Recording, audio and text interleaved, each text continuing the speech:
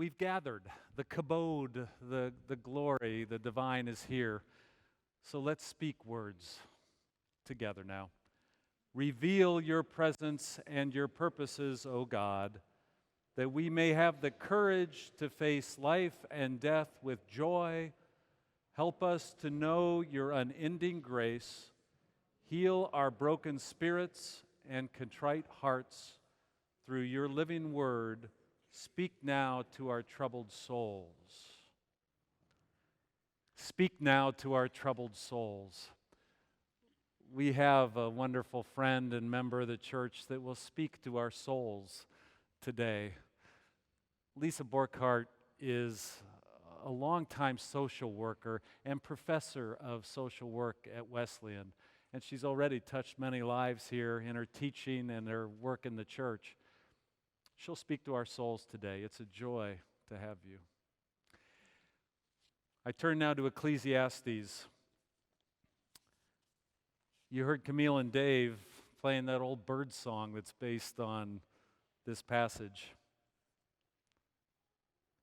For everything there is a season, and a time for every matter under heaven, a time to be born, and a time to die, a time to plant and a time to pluck up what is planted, a time to break down and a time to build up, a time to weep and a time to laugh. There will be times to mourn and a time to dance, a time to embrace and a time to refrain from embracing, a time to seek and a time to lose, a time to keep and a time to throw away, a time to tear and a time to sow, a time to keep silence, and a time to speak, a time to love, and a time to hate, a time for war, a time for peace. Here ends the reading. Lisa.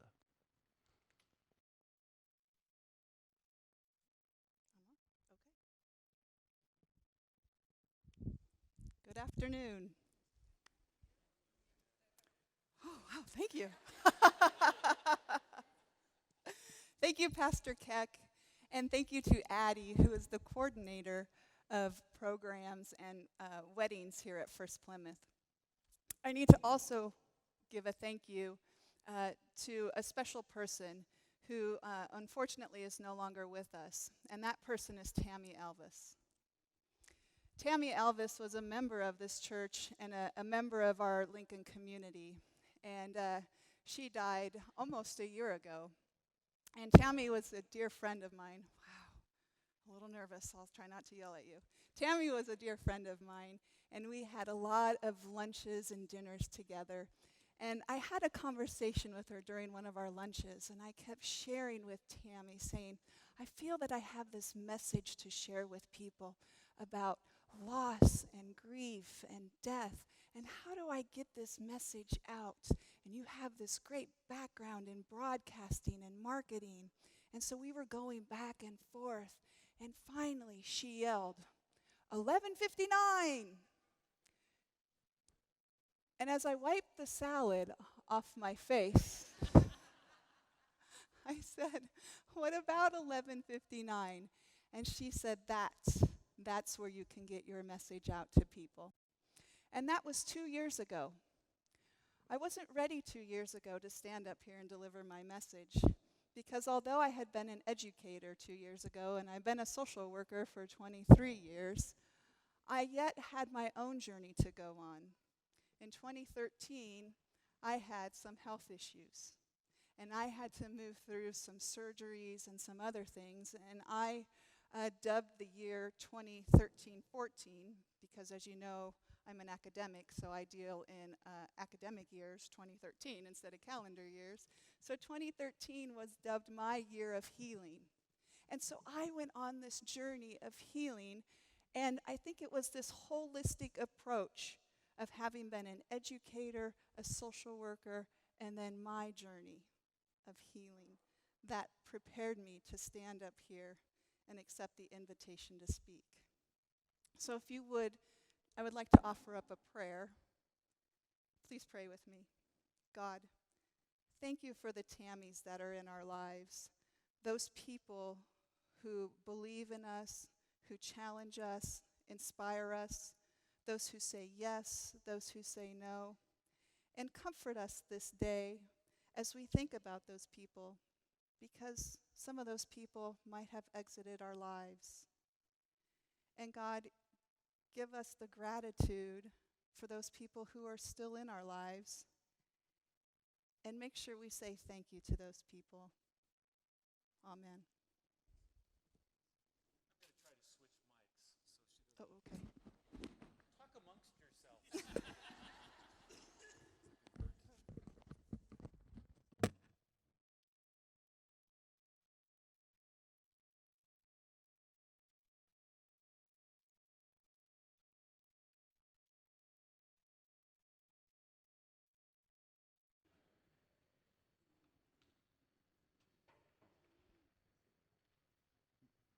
I hope we're good enough friends for me to do what Oh, I'm doing. yeah. Oh, wow. Okay. Okay. Here we go. Hopefully I won't spit at you anymore. So, a time to be born and a time to die. Ecclesiastes 3. This book ends our lives, right? And the scars mark the chapters of our lives. So I would like you right now to take a mental self-inventory and just think head to toe of the scars that are on your bodies right now. Take just that second.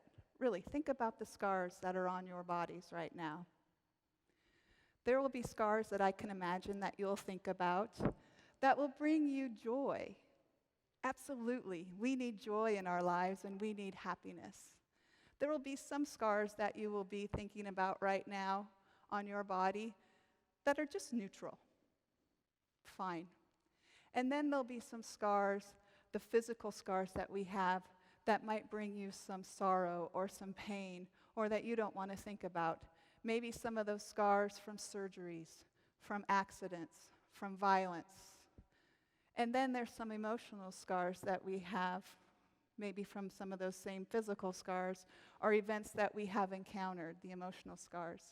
And those are what I want to focus on and how we talk about that, how we share our stories, and how we need to move through that toward healing and gratitude and a happy, joyful life. Okay? Before we can do that, I need to share a couple things with you. There's this doctor up at the Mayo Clinic, Dr. Sood.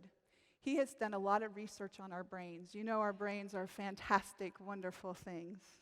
Our brains do two things. First of all, our brains access the same bundle of nerves when we experience physical and emotional pain. Think about that. The same nerves are accessed when we experience physical and emotional pain. Our brains cannot tell the difference.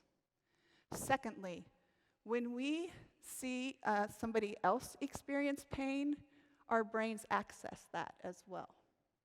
So we had that happen this week in our community. I'm going to go there because I'm a social worker and we do that. We had an event with a 14-year-old who was sexually assaulted by her 22-year-old teacher. I'm going there because this is an important part of my speech and about knowing about telling our stories. You need to know the statistics. 1 in 4 girls by the age of 18 will be sexually abused in this country. 1 in 4 girls. 1 in 6 boys will be sexually abused by the age of 18 in this country. Those are alarming statistics. What's even more alarming is that only 1 in 10 of those children and teenagers will tell somebody. First Plymouth has done a wonderful job. All of the staff members here have done a wonderful job of creating a safe space of people being able to come forward and tell their story. So I commend you and others out in this congregation and in this community for being safe people to tell the stories. Okay? Next, we need to have the same terminology to carry this conversation forward. Grief is the internal thoughts, feelings, and emotions that we have when life happens to us. Mourning is that outward expression. So whenever anything happens to us, we need to get it out. Now, the joyful things, absolutely. We intake those, and those are fantastic. When the hard things happen, when grief happens to us, we have to get it out. So exercise, journaling, talking to someone, sharing our stories. Because here's a phenomenon that we have happening in our country right now of people not sharing the stories of the scars that are happening. It's this concept of carried grief. So when things happen to us and we just stuff our grief and we don't talk about our grief, it's carried. We carry it. Grief is a fantastic thing because it makes itself known. Grief will seep out in ways, and there's lots of research that shows this. So grief may physically have a response. Physically, it can make us sick, the aches and pains that we have if we don't talk about our stories and get it out. It can even be more, get into the physical illnesses that we have with some people if we don't talk about it, if it just sits there and manifests. On the emotional side of griefs, it can lead to some of the anxiety that people experience, some of the sadness, and some of the depression. Whew, this lady's talking about heavy stuff for a Sunday. Ecclesiastes 3, a time to break down and a time to build up. So yes, I've talked about the heavy stuff, the breaking down. Let's talk about the building up. Let's talk about the positive, because we have that in our lives. Brené Brown, she's a researcher, she's an author, she's a scholar, she's a social worker in Houston, Texas. She's pretty busy. She does a lot around vulnerability. She talks about the 3 C's associated with being vulnerable: courage, compassion, and connection. The courage she's talking about is just the everyday courage. The courage just to be yourselves. The courage to get out and do something every day. The courage just to be who you are and to believe that I am enough. My students who are here, you know what I'm going to do next. I need you to say it with me, and I want to hear it with conviction. On the count of 3, I'm going to hear you say, I am enough, and I'm going to hear it with conviction. 1, 2, 3. I am enough. Thank you. Okay? Having courage. Next, compassion. Compassion means to suffer with. Okay? Having compassion for ourselves. So when we make the mistakes, to say, gosh, that's okay, I made a mistake. And the compassion and the courage to learn from the mistake and then to move forward, right? And then compassion for other people in our lives who make the mistakes, and then we move forward with them. Compassion. And finally, then the connection. And I have a beautiful story with the connection. Now, I'm really big on citing my sources. And again, my students who are in the crowd, they know to cite their sources. So my bad on this. This is not role modeling. And this might come from you, Pastor Keck, I don't know. But listen to the story of connection. Connection is being with other people and building up your support system. So here's my story that I'm not citing, and I apologize for that.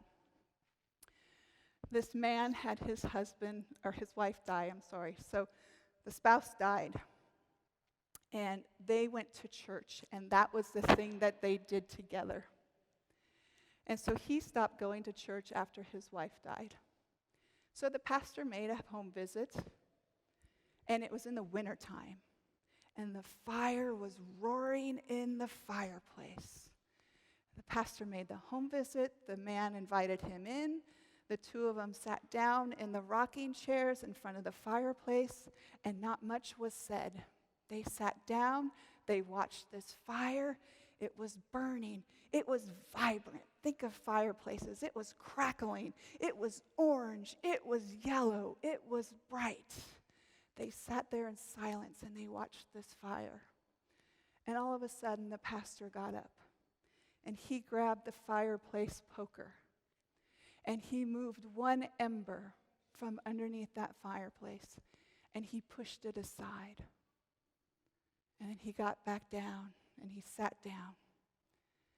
And there they were, watching this ember, watching the fire. And as you can imagine, as the ember was separated from the fire, what happened? It began to dim. It got dark. It was isolated. It got cold. So they sat there in that silence with this visual. Pastor got up, took the same poker, moved that ember back over to the fire, sat back down, and that ember, when it was back with the rest, it was engulfed in flames, and it lit up, and it was vibrant, and it was on fire. This is what I want you to do. This is the perfect picture of connection.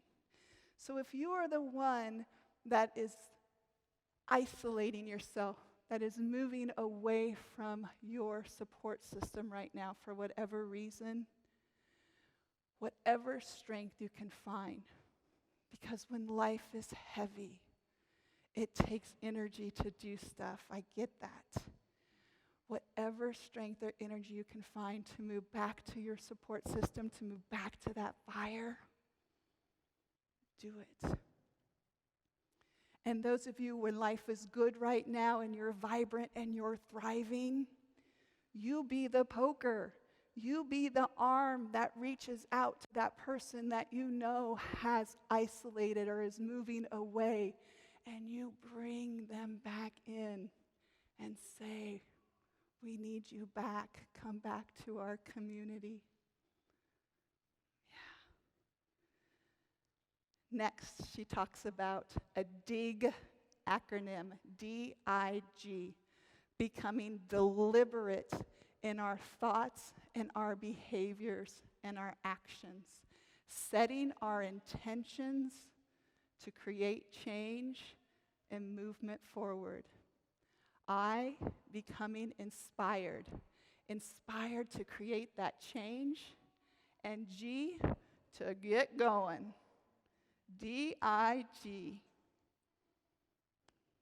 Finally, in closing, what I want to say. Camille led us off in a great song, one of my favorites.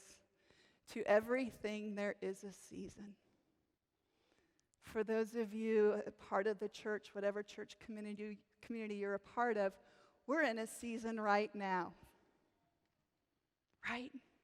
The Lenten season. We're on a journey. And right now it's getting a little bit dark as we move into the Holy Week. And it's going to get a little bit darker as we move into Maundy, Thursday. Right? But then the light and the joy of Good Friday and Easter morning, He is risen. And use that new sense of renewal to start to be ignited, to do your digging and to rise up and start telling your stories. And for those people, if that doesn't connect with you or if that's too far out, then you have tomorrow morning, because the sun will rise. So use today to gather your resources, get your support system in place, and use the light of the sun in the morning to make those changes. And last, for those people who need that instant gratification, because that's the size of society we live in today, the light will start coming down the aisle for our prayer time. I'm a little early, so they're off track, but here we go. The light's coming down the aisle. And prayer, our prayer time is here. So you can set your intention now with your prayers. Be deliberate with your thoughts and your intention. Be inspired and inspiring to others, and get going, because here's the ultimate thing, my friends. When you have the light from within, you will be the light for others. Thank you for being here today.